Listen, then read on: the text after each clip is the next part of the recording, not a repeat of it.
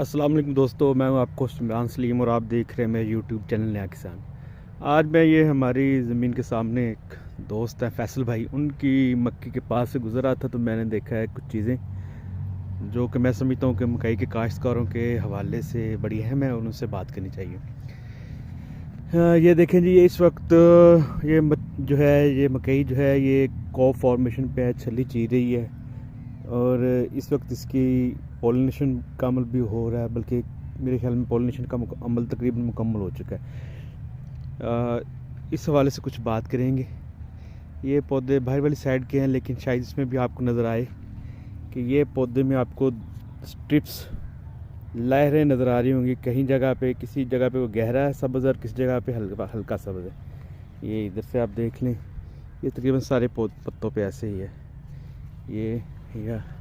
ये भी यहाँ पे भी आप देख सकते हैं कि ये देखें, ये बीच में हल्की ग्रीन और ये पत्ते के साथ साथ ये वाली गहरे रंग की ये हल्की सब्ज़। इस तरह इसमें भी देख लें, ये भी आपको इस तरह की स्ट्रिप्स, इस तरह की पट्टियाँ बनी हुई नज़र आ रही हैं कि कहीं से गहरा और कहीं से हल्का सब्ज़ पत्ता।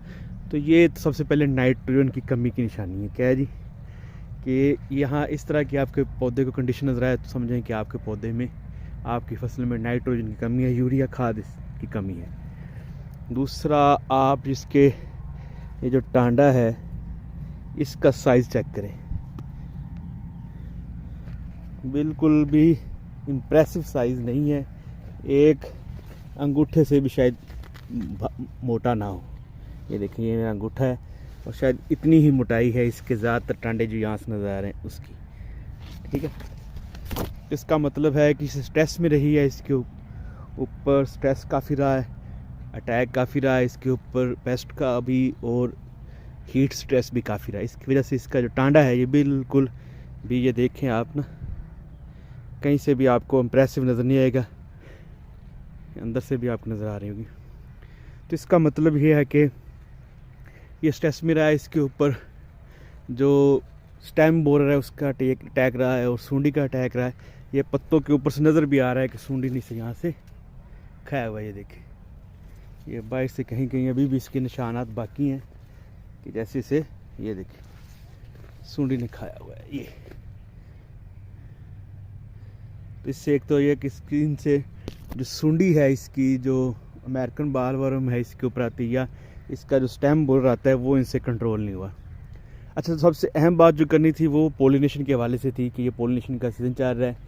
ये आप देखें, ये इसका फ्लावर है, इसके आपको ये पॉड से लगे हुए नज़र आ गए जिसके अंदर पोलन्स होते हैं, और जब फटते हैं तो इससे पोलन्स ऊपर से नीचे गिरते हैं और नीचे ये आप देखेंगे ये फीमेल पार्ट है इसका मक्की का, ये वो पोलन कैच करता है और ये जो बाल आपको नज़र आ रहे हैं ये पोलन ट्यूब्स हैं, ये कैच करके एक एक पोलन को छली के अंदर लेके जाते हैं और अंदर जाके पोलिनेशन होती है, और जितने पोलन्स फर्टाइल होंगे इसके साथ, फीमेल पार्ट के साथ, उतने ही नीचे दाने निकलेंगे मक्की के अंदर। तो इसमें एक जो चीज़ आपको दिखाना चाहूँगा कि ये बाल इसकी लेंथ काफ़ी ज़्यादा होगी। क्या जी, लेंथ काफ़ी ज़्यादा, यहाँ पे नहीं, सभी जगहों पे आपको नज़र आ रही होगी। ये देखें, तो ये शो कर रहा है कि ये जब इसकी पोलिनेशन का वक्त था तो गर्मी बहुत ज़्यादा थी, और जो ऊपर पोलन्स थे ये वाले, इनकी लाइफ होती है 18 से 24 घंटे। ये इसके अंदर वाइबल होते हैं, अगर इसके अंदर फर्टिलाइजेशन हो जाए नीचे से तो ठीक है, नहीं तो ये ख़त्म हो जाते हैं। और अगर हीट में ज़्यादा हो तो ये ऊपर ही फ्लावर में भी इनकी डेथ हो जाती है, और वो नीचे आते हैं तो वो डेड पोलन्स होते हैं और वो नीचे आके फीमेल पार्ट पे लग भी जाएं, यहाँ पे पोलन ट्यूब पे लग भी जाएं तो भी बीज नहीं, दाना नहीं बनता और फर्टिलाइजेशन नहीं होती।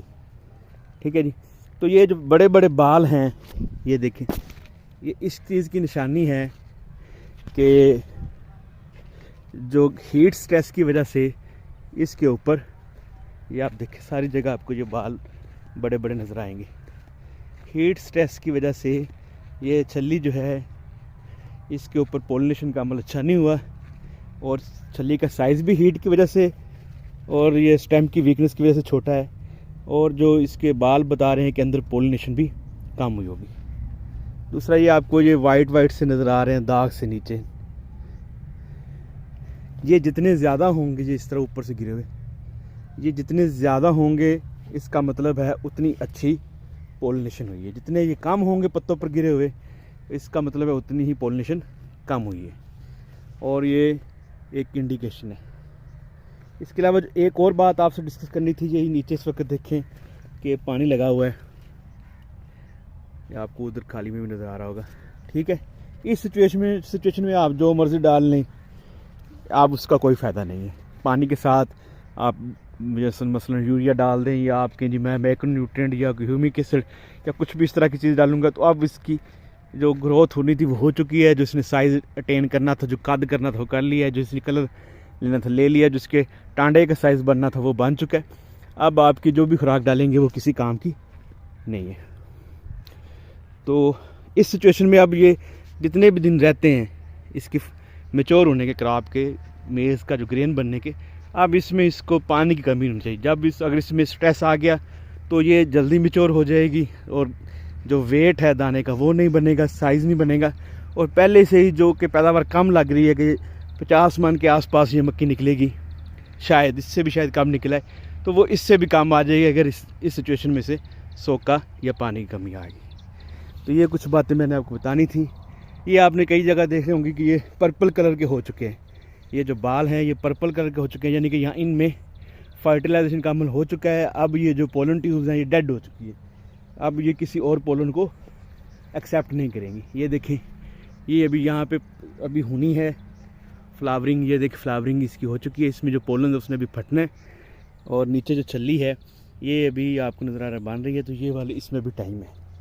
तो इससे एक और साफ ये इस बात से हमें एक और पता लगता है फ़र्क कि ये मक्की इवन नहीं थी, ऊंची नहीं थी, कहीं से ये ऊंची थी, कहीं से नीची थी स्ट्रेस की वजह से, और ये टिब्बियाँ बन गई थी। ये इधर मैं आपको दिखाता हूँ, इस तरफ भी आपको सड़क नज़र आएगी, ये देखें ये टिब्बियाँ, ये कहीं पे तकरीबन 1.5 फुट 2-2 फुट की है मक्की, और कहीं पे ये मुझे नज़र आ रही है 4-4 फुट की, और 5-5 फुट तक की भी, 4-4 फुट 3.5 फुट। जो इसका मतलब है कि ये जो टिब्बियाँ बन रही हैं तो इसकी पोलिनेशन एक वक्त के अंदर नहीं हो रही। कुछ पौधे हैं जो वो पोलिनेशन कर चुके हैं, कुछ की हो रही है, और कुछ ने भी स्टार्ट भी नहीं की। तो ये एक अच्छा कैरेक्टर नहीं है। ये हर जो पौधा इसका यूनिफॉर्म स्टैंड होना चाहिए, और उसने एक ही वक्त में पोलिनेशन करनी चाहिए और एक वक्त में दाना बनना चाहिए। तो ये कुछ बातें थी जो मैंने आपसे शेयर करनी थी। मेरे ख्याल में ये बातें ज़रूरी हैं कि अच्छी पैदावार लेने के लिए आपकी क्रॉप स्ट्रेस में नहीं होनी चाहिए शुरू से लेके, और प्रॉपर टाइम पे लगनी चाहिए। अगर आप अर्ली लगाएंगे, जैसे इस भाई ने अर्ली लगा ली है, तो ये हीट स्ट्रेस के अंदर आ गई। इस वक्त भी 40 के करीब टेम्परेचर जा रहा है, 40 टेम्परेचर बहुत ज़्यादा है मक्की के लिए पोलिनेशन के वक्त, तो इससे पोलिनेशन का मुतासर हो रहा है आपके सामने। और ये लगी हुई है थोड़ी सी लेट, इससे तकरीबन मेरे ख्याल में कोई ये और कुछ नहीं तो 1 महीना लेट लगी हुई है। अब ये जब पोलिनेशन इसकी आएगी तो ये कहीं पे अक्टूबर के मिड में जाके इसकी पोलिनेशन का वक्त आएगा, तो उस वक्त ये जो होगी टेम्परेचर आपको पता है 35-30 के दरमियान होगा, जैसे भी नीचे होगा, तो इसमें बड़ी अच्छी पोलिनेशन होगी और बड़ा अच्छा ग्रेन साइज़ बनेगा, और जो मक्की है वो आहिस्ता आहिस्ता पकेगी, और उससे दाने का साइज़ भी बड़ा होगा और वेट भी ज़्यादा होगा। जबकि इस तरफ देख रहे हैं ये अब इस हीट स्ट्रेस में ये जल्दी जल्दी मेच्योरिटी की तरफ जा रही है, और इसकी ग्रेन फिलिंग भी कम होगी, ग्रेन का वेट भी कम होगा, ग्रेन साइज़ भी कम होगा, छल्ली का साइज़ भी कम होगा, नंबर ऑफ़ रोज़ भी कम होंगी, नंबर ऑफ़ कर्नल्स भी कम होंगे, तो इस वजह से पैदावार भी कम होगी, साफ जाहिर है। तो इन चीज़ों का आपने ख्याल रखना है। मक्की के वक्त सोका नहीं आने देना जब छली निकल रही हो, और इसके बाद ये जो फर्टिलाइजेशन है इसके लिए टाइम पे फसल को लगाएं, टाइम से पहले ना लगाएं। रिकमेंडेड टाइम से पहले लगाएंगे तो वो मौसमियाती जो तब्दीली इस वक्त उसमें आ जाएगी, और बिल्कुल भी अच्छी पैदावार नहीं मिलेगी। शुक्रिया। कोई भी सवाल आपका हो तो आप मुझे कमेंट्स में पूछ सकते हैं। जज़ाकल्लाह।